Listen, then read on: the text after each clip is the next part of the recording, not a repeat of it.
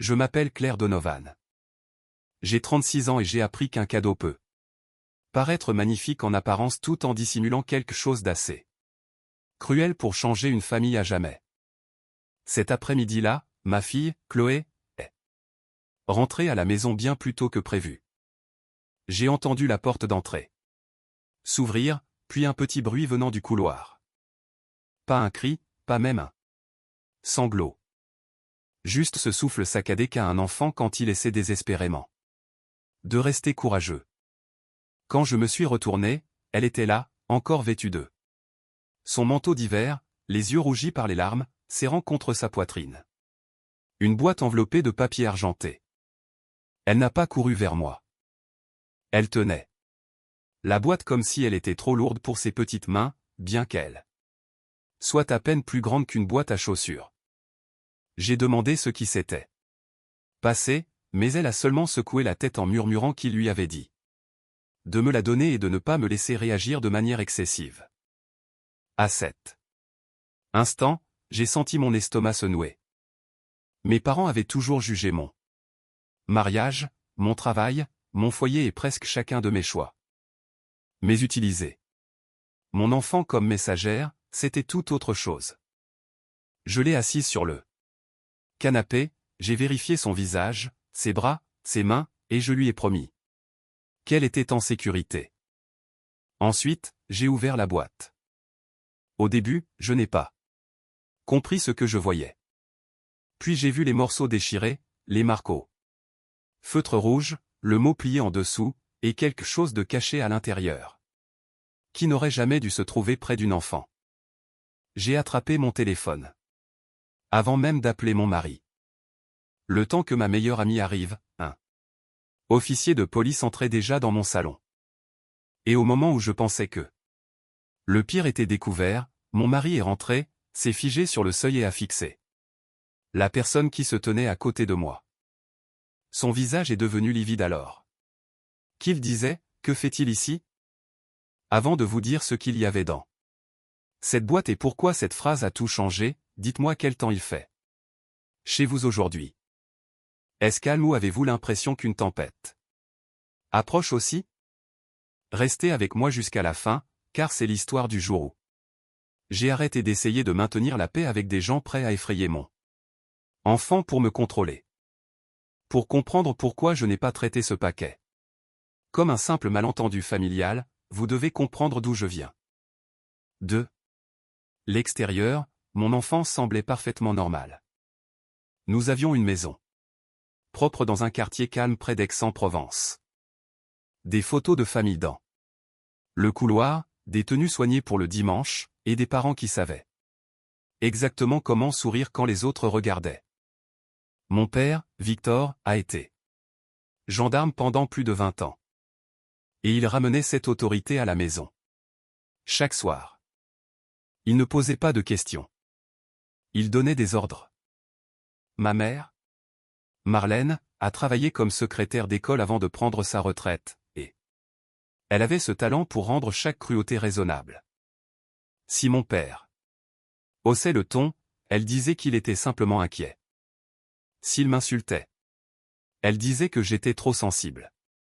Si je pleurais, elle me rappelait que certaines filles vivaient bien pire. J'ai grandi en apprenant que la paix chez nous signifiait mon silence. Adulte, j'ai pensé que la distance réglerait tout. J'ai construit une vie qu'ils n'avaient pas choisie pour moi, et cela seul était perçu comme une trahison par eux. Je suis devenu ergothérapeute en pédiatrie. Car j'aimais aider les enfants à se sentir à nouveau en sécurité dans leur corps. Mon père disait que ce n'était pas un vrai métier. Il voulait que je fasse du droit, que j'épouse quelqu'un avec un titre et que je reste assez près pour qu'il puisse garder la main sur chacune de mes décisions. Quand j'ai épousé Étienne, mon père a agi comme si j'avais gâché ma vie. Étienne n'était pas flamboyant, pas riche, pas le genre d'homme dont mes parents pouvaient se vanter lors des dîners. Il était stable, gentil et patient, exactement ce dont j'avais eu besoin toute ma vie. Mes parents détestaient ne pas pouvoir l'intimider facilement. Après la naissance de notre fille Chloé, leur contrôle s'est déplacé de moi vers elle. Soudain, chaque visite s'accompagnait de remarques. Son école était trop ordinaire. Ses vêtements trop décontractés. Son heure de coucher trop flexible. Ses cours de dessin une perte de temps. Ma mère souriait à Chloé, en disant des choses douces, puis me murmurait que je l'élevais pour qu'elle soit trop fragile. Mon père aimait dire « un enfant a besoin de structure ». Mais il voulait dire obéissance. À ses 6 ans, j'avais réduit le contact au maximum sans déclencher une guerre. Il ne pouvait la voir que lors des fêtes ou anniversaires, toujours avec Étienne ou moi à proximité. Ils n'ont jamais été autorisés à la garder pour la nuit, à venir la chercher à l'école ou à la punir. Pendant un temps, cela a fonctionné, surtout parce que mes parents tenaient à leur image de bons grands-parents. Puis, Étienne a reçu une offre d'emploi à Lyon. C'était l'opportunité dont une famille rêve, meilleur salaire, horaire plus souple, une ville plus sûre près de bonnes écoles, et la chance pour Chloé de grandir sans mes parents au-dessus de nous. Nous leur avons annoncé lors d'un déjeuner dominical, pensant qu'ils seraient déçus mais polis. Ma mère s'est tue. Mon père a posé sa fourchette et a fixé Étienne comme s'il avait commis un crime.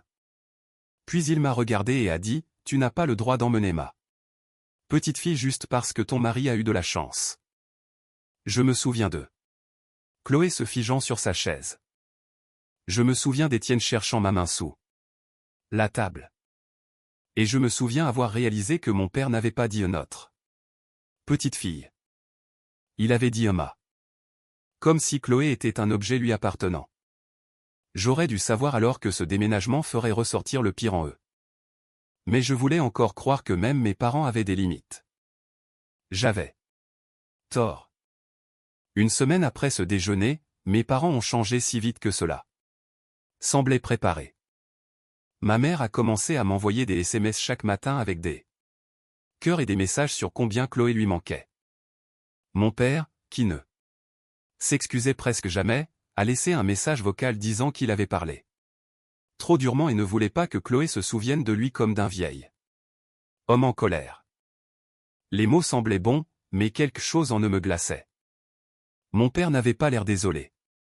Il semblait tester une nouvelle stratégie. Pourtant, Chloé n'avait que 9 ans et aimait l'idée d'avoir des grands-parents qu'il aimait. Elle ne connaissait pas l'histoire comme moi. Elle ne savait pas combien de fois j'avais pleuré dans ma chambre adolescente, tandis que ma mère restait derrière la porte en me disant d'arrêter d'embarrasser la famille. Chloé savait seulement que sa grand-mère lui avait envoyé un carnet de dessins et que son grand-père voulait voir ses dessins en appel vidéo. Pendant 2 semaines. Ils se sont comportés parfaitement. Il posait des questions polies. Il complimentait ses dessins. Il disait à Étienne que Lyon semblait passionnant. Ma mère a même dit qu'elle était fière de moi pour avoir construit une vie qui offrait plus de choix à Chloé. Celle-là m'a presque convaincu car c'était exactement ce que j'avais voulu entendre toute ma vie. J'en ai parlé à ma meilleure amie, Rachel, autour d'un café. Rachel me connaît depuis la fac, à l'époque où je croyais encore pouvoir gagner l'approbation de mes parents. Étant parfaite. Aujourd'hui, elle est juriste dans un cabinet de droit de la famille et elle a cette manière calme et prudente de parler de ceux qui voient trop de familles s'autodétruire sous couvert d'amour. Quand je lui ai dit que mes parents voulaient soudainement un brunch d'adieu, elle n'a pas pris de décision pour moi. Elle a juste demandé, quelles limites sont écrites? Cette question m'est restée. J'ai donc tout mis par écrit. Chloé passerait 2 heures là-bas un dimanche après-midi. Ma mère viendrait la chercher et la ramènerait. Chloé garderait son téléphone dans sa poche. Aucun arrêt surprise. Aucun adulte inconnu. Aucune conversation sur le tribunal, la garde ou des tentatives de convaincre Chloé de ne pas partir. Ma mère a accepté par SMS. Mon père a envoyé un pouce levé, ce qui ne lui ressemblait pas. Étienne a lu le message 2 fois et a dit « Je n'aime pas ça ». Je ne l'aimais pas non plus. Mais Chloé était impatiente. Elle a passé le samedi soir à dessiner notre future maison. Dessus, Étienne tenait une boîte à outils, moi une tasse de café, et Chloé était entre nous avec un immense sourire sous des montagnes violettes. Elle disait qu'elle voulait montrer à ses grands-parents que déménager ne signifiait pas les oublier. Cette phrase m'a brisé le cœur. Les enfants sont si généreux envers ceux qui ne le méritent pas. Le dimanche, ma mère est arrivée à l'heure pile. Elle a serré Chloé trop fort, complimenté ses cheveux et m'a dit de ne pas m'inquiéter, car il voulait juste un après-midi paisible. Mon père est resté dans la voiture. J'ai regardé du perron Chloé monter à l'arrière avec son dossier de dessin sur les genoux. Avant que la voiture ne démarre, elle s'est retournée et m'a fait signe à travers la vitre. J'ai fait signe en retour, essayant d'ignorer ce poids dans ma poitrine. Étienne était parti au bureau. Terminer la paperasse pour le transfert, j'étais donc seul. J'ai gardé mon téléphone à côté de moi tout en rangeant le linge. Au début, ma mère a envoyé une photo de Chloé à leur table de cuisine avec des crêpes. Chloé semblait un peu raide, mais elle souriait. J'ai répondu, ça a l'air sympa. Dis-lui de m'envoyer un message si elle veut. Ma mère a répondu, elle va bien. 20 minutes plus tard, j'ai demandé comment ça se passait. Ma mère a écrit, nous discutons. C'est là que je me suis levé. Discuter ou pouvait signifier n'importe quoi dans ma famille. J'ai appelé Chloé, mais je suis tombé sur la messagerie. Je cherchais mes clés quand la sonnette a retenti. Il s'était passé moins d'une heure. Quand j'ai ouvert, elle était seule, pleurant avec une boîte argentée à la main. Pendant une seconde, je n'ai pas pu bouger. Mon cerveau a noté les détails avant de comprendre le danger. Le manteau de Chloé était zippé de travers. Une de ses bottines était défaite. Son dossier de dessin avait disparu. Ses joues étaient trempées. Elle tenait cette boîte si fort que ses articulations étaient blanches. Derrière elle, la voiture de ma mère disparaissait déjà dans la rue. Elle n'avait pas accompagné Chloé jusqu'à la porte. Elle ne m'avait pas appelé. Elle avait déposé mon enfant en pleurant. Était partie. J'ai tiré Chloé à l'intérieur et verrouillé. Elle se tenait dans l'entrée comme si elle avait peur d'avancer, et cela m'a effrayé plus que ses larmes. Chloé était sensible, mais pas dramatique. Elle ne pleurait jamais pour attirer l'attention. Si elle tremblait ainsi, c'est que quelqu'un l'avait mise en insécurité. Je me suis agenouillé devant elle. J'ai demandé si quelqu'un l'avait touchée, si elle avait mal, si elle avait besoin d'un médecin. Elle a fait non de la tête, mais ses yeux revenaient sur la boîte. Finalement, elle l'a poussé vers moi et a murmuré, « Ils ont dit que c'était pour toi. » Ils avaient dit de ne pas l'ouvrir avant d'être rentré. J'ai demandé, « Qui a dit ça ?» Elle a dégluti et a dit, « Papy. » Puis elle a ajouté, « Mamie a dit, tu risques d'être contrarié parce que tu n'aimes pas entendre la vérité. » J'ai senti quelque chose en moi se figer. J'ai pris la boîte pour la poser sur la table, mais Chloé a attrapé ma manche avant que je puisse l'ouvrir. Elle a dit, « Maman, il parlait de moi comme si je n'étais pas là. » Je me suis assise à côté d'elle, l'ai enveloppée dans une couverture et lui ai dit de me raconter. Lentement. Elle a dit que le brunch avait commencé normalement. Puis mon père a demandé si elle voulait vraiment déménager ou si Étienne et moi l'avions forcée. Chloé a dit qu'elle voulait être avec ses parents. Mon père n'a pas crié, ce qui était pire. Il s'est penché et lui a dit que parfois, les enfants ne savent pas quand leurs parents font des choix égoïstes.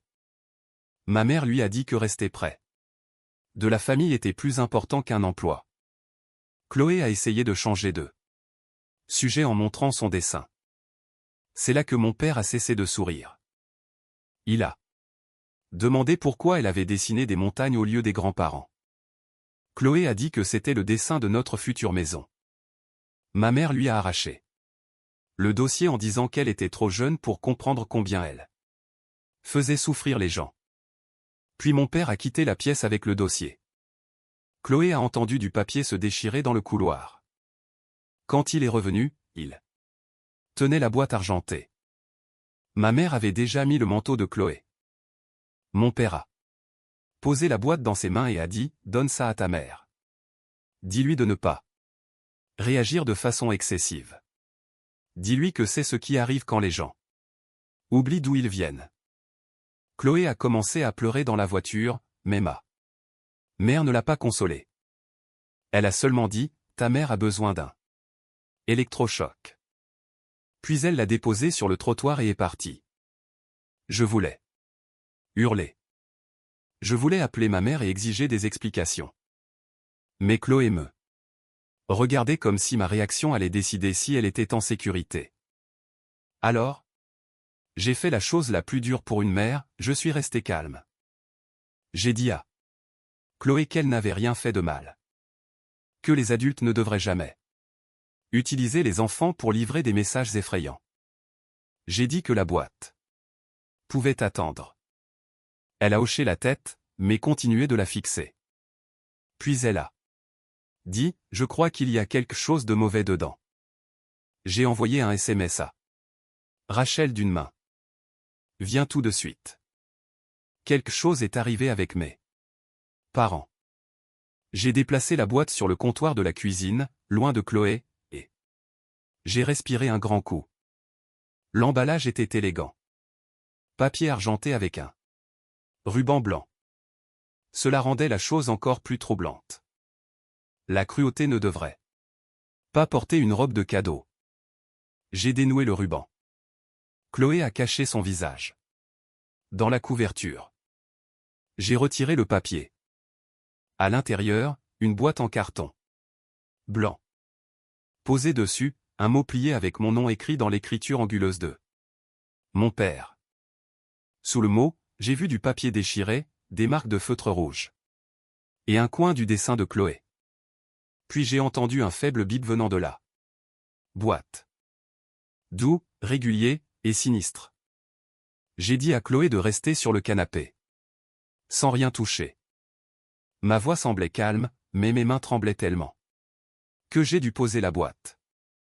J'ai pris des photos avant de bouger le contenu, car une part pratique de mon cerveau savait que c'était une preuve. La première chose que j'ai sortie était le dessin de Chloé, ou ce qu'il en restait. Mon père l'avait déchiré en bandes. La partie avec le visage d'Étienne était arrachée. La partie avec moi avait une marque de feutre rouge sur la bouche. Le corps dessiné de Chloé était découpé et placé au fond, séparé de nous. J'avais vu ce comportement contrôlant toute ma vie, mais le voir dirigé contre mon enfant m'a brûlé la poitrine. Sous le papier, il y avait le lapin en peluche de Chloé. Celui qu'elle avait oublié chez mes parents 3 mois plus tôt. Elle l'avait réclamé 2 fois, et ma mère disait qu'elle ne le trouvait pas. Maintenant, il était dans la boîte, le ventre tranché et recousu avec un fil noir épais. Du feutre rouge avait été gribouillé autour des poings pour simuler du sang. Chloé a poussé un petit cri, je me suis retourné pour qu'elle ne voie rien. C'est là que le bip a retenti à nouveau. J'ai pressé la peluche et senti quelque chose de dur à l'intérieur. Rachel est arrivée au moment où je coupais les fils avec des ciseaux de cuisine. Elle a vu mon visage et a fermé la porte sans poser de questions. J'ai sorti un petit appareil noir pas plus gros qu'une clé de voiture.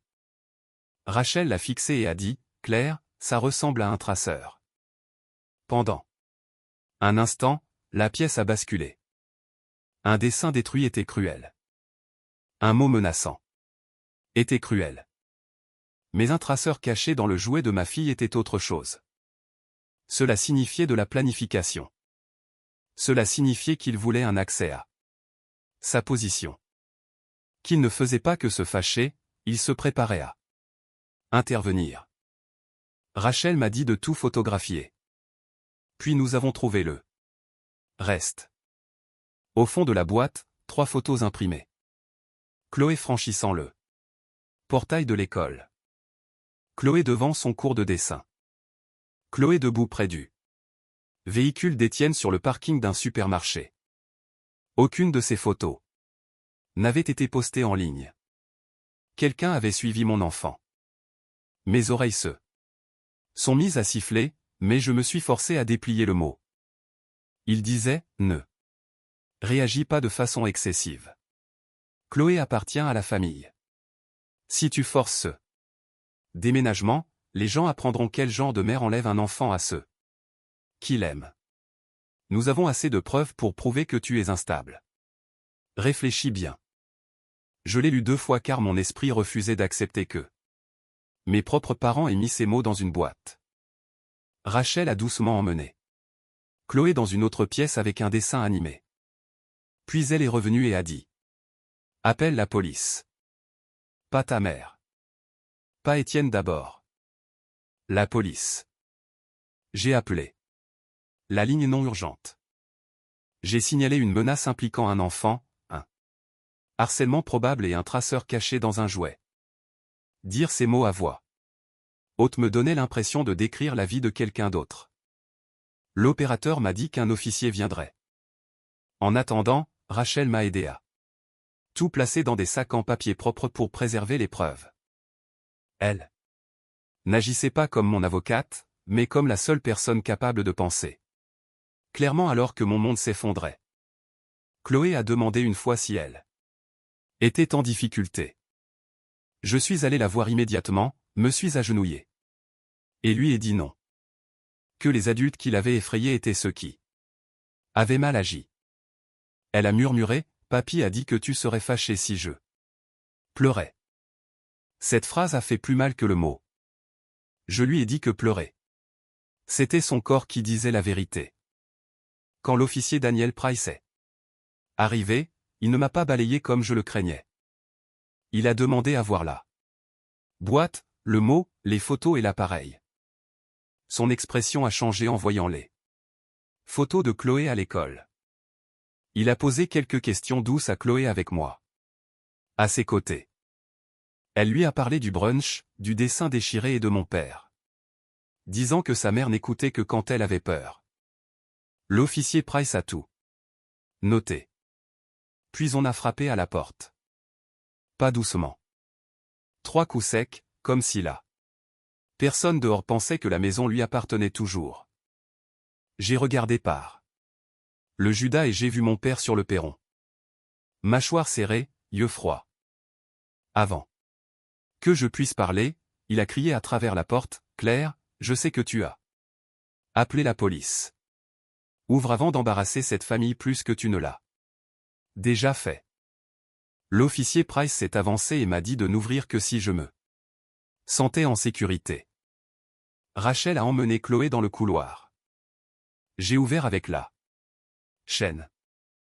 Mon père a regardé au-delà de moi, a vu l'officier et a souri comme si tout cela était en dessous de lui. Il a dit qu'il était venu expliquer une affaire de famille. L'officier lui a dit de reculer. Mon père n'a pas bougé. Je suis son père. J'ai le droit d'être ici. C'est à cet instant que le véhicule d'Étienne est entré dans l'allée. Il est entré, encore en tenue de travail. Clé et téléphone en main. Je n'avais eu le temps que de lui envoyer « Rentre. Vite. » Il s'attendait à me trouver contrarié. Il n'attendait pas un policier. Dans notre salon, Rachel montant la garde et mon père avec cet air suffisant de celui qui pense avoir gagné. Étienne s'est arrêté si brusquement que la porte a failli le heurter. Son visage est devenu livide. Pas en colère au début, juste livide. Puis il m'a regardé et a dit, « Que fait-il ici ?» La façon dont il l'a dit a fait se dresser les poils sur mes bras. J'ai demandé ce qu'il voulait dire. L'expression de mon père a changé une demi-seconde, juste assez pour me faire comprendre qu'il y avait quelque chose que je ne savais pas. Étienne a Regardez mon père, puis l'officier, puis moi. Il a dit, Claire. Il est venu à mon travail ce matin. La pièce est devenue silencieuse. Étienne a raconté que mon père l'avait attendu sur le parking. Il n'avait pas crié. Il n'avait pas menacé de façon évidente. Jamais le style de mon père quand des témoins pouvait être là. Au lieu de cela, il avait dit à Étienne que déménager à Lyon serait une erreur, que les tribunaux s'intéressaient à la stabilité, et qu'un homme avec le passé d'Étienne devait être prudent avant de traîner un enfant à travers le pays. Mon estomac s'est effondré. Des années plus tôt, Étienne avait fait une dépression après un accident de chantier. Il s'était fait aider, avait récupéré, construit une vie solide. Mon père le savait car ma mère m'avait entendu en parler une fois en privé. Maintenant, il transformait ça en arme. Étienne a dit que mon père lui avait affirmé « J'en sais plus que tu ne le crois. Je connais son emploi du temps. Je sais que Claire part tôt le jeudi. Je sais que vous ne pouvez pas les surveiller chaque seconde. Si vous insistez, je m'assurerai que les bonnes personnes posent les bonnes questions. » Étienne ne m'avait rien dit car il pensait que mon père essayait juste de l'effrayer. Il comptait m'en parler le soir même. Mais maintenant, la boîte était ouverte sur notre table et la menace n'était plus cachée derrière des mots prudents. L'officier Price a demandé à Étienne de tout répéter. Mon père a interrompu, disant que c'était ridicule, qu'Étienne exagérait, que tout le monde transformait l'amour en crime. Puis l'officier a posé des questions sur le traceur. Mon père a dit que c'était pour la sécurité. Que le monde était dangereux. Chloé était jeune, et si ses parents étaient déterminés à faire des choix imprudents, quelqu'un de responsable devait prévoir le coup. J'ai demandé. Pourquoi dans une peluche avec des dessins déchirés? Il a pointé son doigt vers moi, parce que tu n'écoutes pas, à moins que quelqu'un ne te choque. Ma mère est arrivée 10 minutes plus tard, essoufflée et en pleurs. Elle a vu l'officier, puis la boîte, puis moi, et pour une fois, elle semblait réellement effrayée. Mais pas pour Chloé. Effrayée par les conséquences, elle a commencé à dire qu'il n'avait jamais voulu faire de mal. Que les photos servaient juste à montrer qu'ils étaient présents. Que les mots étaient pires que prévu. Puis, elle a fait l'erreur qui a tout changé. Elle a dit, nous voulions juste t'effrayer assez pour que tu réfléchisses clairement. Rachel a fermé les yeux. Comme si elle ne pouvait pas croire que ma mère l'avait dit à haute voix. L'officier Price l'a noté. J'ai regardé ma mère, tu voulais m'effrayer en effrayant mon enfant? Elle a pleuré plus fort, mais n'a pas nié. Mon père lui a ordonné de se taire. C'est là que le vieux schéma est apparu devant tout le monde. Il ordonne, elle se soumet. J'en faisais partie aussi, mais plus maintenant. L'officier a signifié à mes parents qu'ils devaient quitter les lieux et que tout contact futur aggraverait leur cas. Mon père a tenté de discuter, disant qu'il connaissait la loi. L'officier a répondu calmement. Alors vous devriez comprendre pourquoi c'est sérieux. Après leur départ, j'ai appelé l'école de Chloé et retiré mes parents de toutes les listes de contacts d'urgence. Étienne a changé les serrures cette nuit-là. Rachel m'a aidé à sauvegarder capture d'écran, mais photos. Le lendemain matin, mon père a envoyé un long mail à plusieurs proches affirmant que j'étais instable. Que Étienne était contrôlant et que Chloé était isolée de ses aimants grands-parents. Mais il ne savait pas que notre sonnette vidéo l'avait enregistré sur le perron me disant d'ouvrir avant d'embarrasser la famille.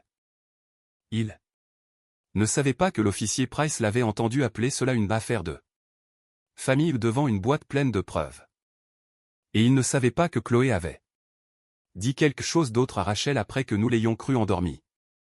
Elle avait dit que grand-père lui avait affirmé que si elle restait sage, il pourrait l'aider à rester à Madison, dans l'histoire originale, ici adaptée à la situation. Cette phrase a balayé toute hésitation. 2 jours plus tard. Réunion de famille chez ma tante. Pas pour la paix, mais pour que la vérité soit dite une fois pour toutes. Mon père est arrivé confiant. Ma mère, petite. Étienne était à mes côtés. Rachel aussi, non comme avocate, mais comme témoin. Mon père a commencé un discours sur les droits familiaux. Je l'ai laissé parler. Puis Étienne a passé l'enregistrement de la sonnette. Ensuite, Rachel a posé les photos de la boîte, du mot et du traceur sur la table. Personne n'a défendu mon père. Le visage de mon père est devenu rouge. Il a frappé la table, c'est ma petite fille. Je me suis levé, je l'ai regardé dans les yeux et j'ai dit. Non, c'est mon enfant, et tu ne l'utiliseras plus jamais pour me contrôler. Cette réunion fut la dernière fois que mon père s'est trouvé dans la même pièce que Chloé. Le lendemain, nous avons déposé une demande d'ordonnance de protection avec un avocat local recommandé par Rachel. Nous avons tout apporté. Le tribunal a accordé des restrictions temporaires. Mes parents n'avaient plus le droit de contacter Chloé, de s'approcher de la maison, de l'école ou d'envoyer des cadeaux. Je m'attendais à ce que ma mère supplie, à ce que mon père rugisse. Ce à quoi je ne m'attendais pas, c'était la rapidité avec laquelle leur image parfaite s'est effondrée. Mon père avait passé des années à être le gendarme retraité respectable. Mais les gens vous regardent différemment quand ils apprennent que vous avez caché un traceur dans un jouet d'enfant. L'école a été notifiée immédiatement. Le directeur a été ferme. Un membre du personnel a reconnu la voiture de mon père sur les photos et a admis l'avoir vu garée près de l'école plus d'une fois. Ce détail est aussi allé au dossier. Mon père a tenté de se sauver en disant qu'il surveillait sa petite fille. Mais quand l'inquiétude ressemble à de la surveillance, ce n'est pas de l'amour. C'est du contrôle. Ma mère a essayé une autre approche via des proches, disant qu'elle avait été forcée. Pendant quelques heures, cela a presque fonctionné sur moi. Non par croyance, mais parce que les filles portent l'espoir trop longtemps. Puis je me suis souvenu de Chloé tremblante dans mon entrée. Je me suis souvenu de ma mère partant sans vérifier si son enfant pouvait respirer à travers ses larmes. Alors, quand un proche m'a dit que ma mère avait le cœur brisé, j'ai répondu, c'est elle qui a tendu la boîte à mon enfant. Cela a clos la discussion. Mon père a commis une dernière erreur 3 semaines avant notre départ. Il s'est présenté à l'école avec des fleurs et un ours en peluche. Comme l'école était prévenue, ils ne l'ont pas laissé passer. Ils m'ont appelé, puis la police. Il est parti avant, mais l'incident a détruit ses dernières excuses. Après cela, même les proches qui tentaient de rester neutres ont cessé de me demander de pardonner. Ma mère a emménagé chez ma tante, prétendant avoir besoin de distance avec mon père. Je ne sais pas si c'était de la culpabilité ou une tentative d'éviter les conséquences. Je sais seulement que je n'ai pas laissé Chloé la voir. Le pardon, s'il vient un jour, ne sera pas acheté avec des larmes. Il ne sera pas précipité par le confort des autres. Et il ne nécessitera jamais que mon enfant soit face aux gens qui l'ont terrorisé. Juste pour que les adultes fassent semblant que la famille est unie. Nous avons déménagé au printemps. Les premières semaines furent dures. Chloé sursautait à chaque sonnerie. Elle refusait de dormir avec des peluches. Elle me demandait souvent si grand-père pouvait nous trouver. Chaque fois, je lui disais la vérité. Les adultes gèrent ça. Tu es en sécurité. Tu as bien fait de me le dire. Nous lui avons trouvé un thérapeute, et petit à petit, Chloé est revenue à elle-même. Étienne l'a aidé à construire un petit bureau de dessin sous la fenêtre de sa nouvelle chambre. Un soir, 2 mois après le déménagement, je l'ai trouvée en train de dessiner. Elle avait dessiné une maison avec des montagnes, plus lumineuses que la première fois. Étienne était dans le jardin. Avec un marteau. J'étais sur le perron avec un café. Chloé était debout entre nous avec une main sur la porte d'entrée. Au-dessus, elle avait écrit « Seul. Les personnes gentilles peuvent entrer ». J'ai pleuré doucement dans le couloir. Pas parce que le dessin était triste, mais parce qu'il était honnête. C'est la leçon que mes parents n'ont jamais comprise. La famille n'est pas un titre que l'on utilise comme arme. L'amour ne menace pas, ne traque pas, n'effraie pas et ne manipule pas. Le vrai amour fait en sorte que les enfants se sentent assez en sécurité pour dire la vérité. Et être parent signifie choisir la paix de son enfant plutôt que sa propre peur du conflit. Ce qui nous est arrivé m'a appris que l'éducation ne se trouve pas seulement à l'école. C'est aussi ce que les enfants apprennent en voyant les adultes poser des limites, dire la vérité et protéger les vulnérables. Chloé a appris ce jour-là que sa voix comptait. J'ai appris que maintenir la paix avec des gens toxiques peut coûter à un enfant son sentiment de sécurité. Et Étienne a appris que le silence, même pour protéger, peut laisser le danger dans l'ombre trop longtemps. Nous ne sommes pas une famille parfaite, mais nous sommes une famille plus sûre. Mes parents voulaient utiliser la peur pour nous garder près d'eux. Au lieu de cela, la peur m'a montré exactement à quelle distance nous devions aller.